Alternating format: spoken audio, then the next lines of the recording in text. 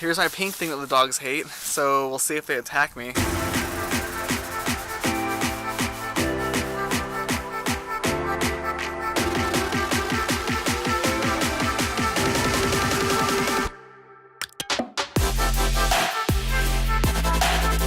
Good morning, everybody. So I did my hair. Here is my baking soda and apple cider vinegar. I'm going to be using both of these on my hair pretty soon. I'm going to be using the baking soda to kind of exfoliate and get rid of a lot of dandruff on my head. The apple cider vinegar, the pH balancer I'll be using. Besides that, I'm thinking about using the Dr.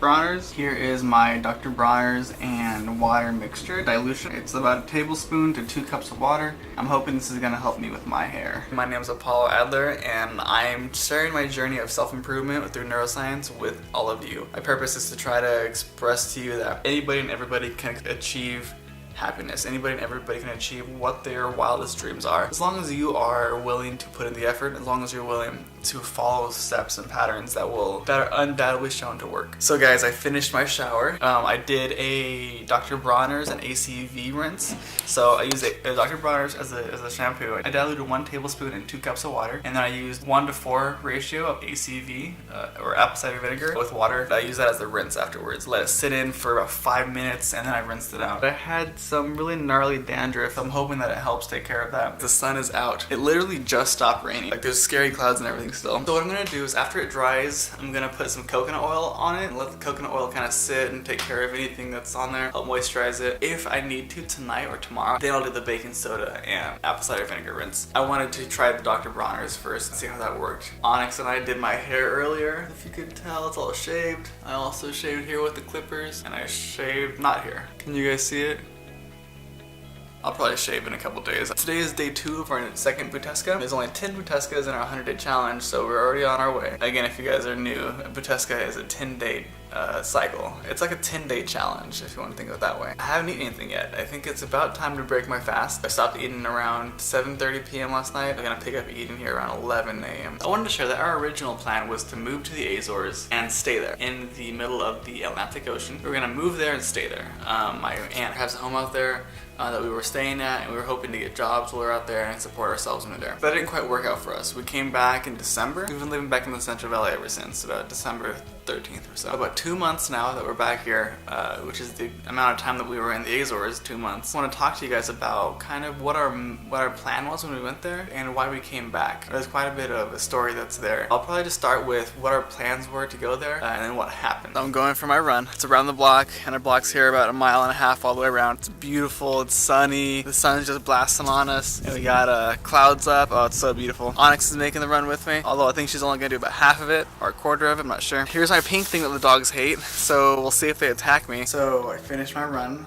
Not too good today. I had to stop twice, which for me is not very fun. I kind of like to push myself, so the fact that I had to stop twice was kind of frustrating. I need to learn to let go though. Positive self-talk is so important. Me being frustrated at myself, me being frustrated that I didn't finish is only gonna be counterproductive. Because it's okay to be critical. It's okay to tell myself, okay, next time you're gonna finish for sure. That's not gonna happen again. But it's completely different if I'm just self-hating. If I'm upset or if I'm negative, it needs to be kind. It needs to be productive. It needs to be not destructive, which is kind of how it's been. Earlier I put coconut oil in my hair. That was to condition my scalp, hopefully healing it up. It's all wet right now because I actually just got in the shower to rinse a little bit of it out. I wanted to tell you about my trip to the Azores. My trip to the Azores was hopeful. I was working here at a pizza shop before I decided I wanted to go to the Azores with my wife, who at the time was my fiance. They didn't know we were dating. That's a whole nother story. We went to the Azores, which is part of Portugal. My aunt has a house out there. Luckily for us, the euro and the dollar were so close to being 1-to-1, it wasn't much of a discrepancy. We were planning on moving out there. We packed up all of our stuff. We thinned out all of our stuff into 2 backpacks each. We were moving out to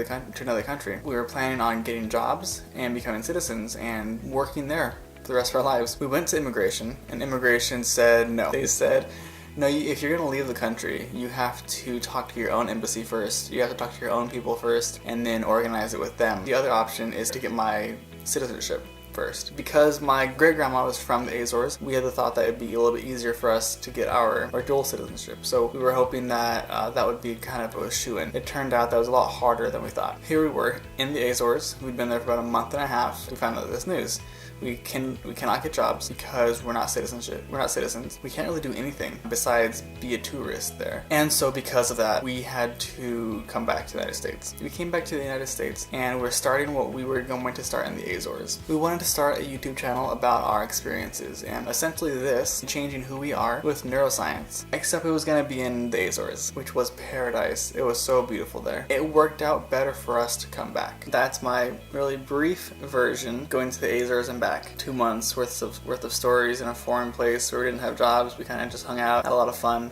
I met some really beautiful people, fell in love with a beautiful island, and fell in love with traveling. I have several stories from the plane rides, and like I said earlier, the pie shop that I used to work at, the pizza shop that I used to work at, us being engaged and then getting the jobs, and nobody knew. When I was working at there too, that was when I first had a true glimpse of masculinity, what it really meant to be masculine. Like Tony Robbins' definition of masculinity. I felt the best during those time periods. Like I felt like I could do anything, no matter what, nothing bad was gonna happen. I was going to succeed at everything. No matter what happens, I'm going to make the best of it, and I knew it. I was so aware of it. That's by far my favorite feeling. I was feeling that masculinity, feeling so in charge and so in control of my emotions and my state. Neuroscience is a great tool to get to that place. Many people talk about using your brain, using your body to change your state, to change how you are, and that's nothing more but neuroscience. By harnessing the power of neuroscience, we can do it. It is dinner time. I'm gonna make myself some banana ice cream, topped with some dried mulberries, some dates, and some almonds.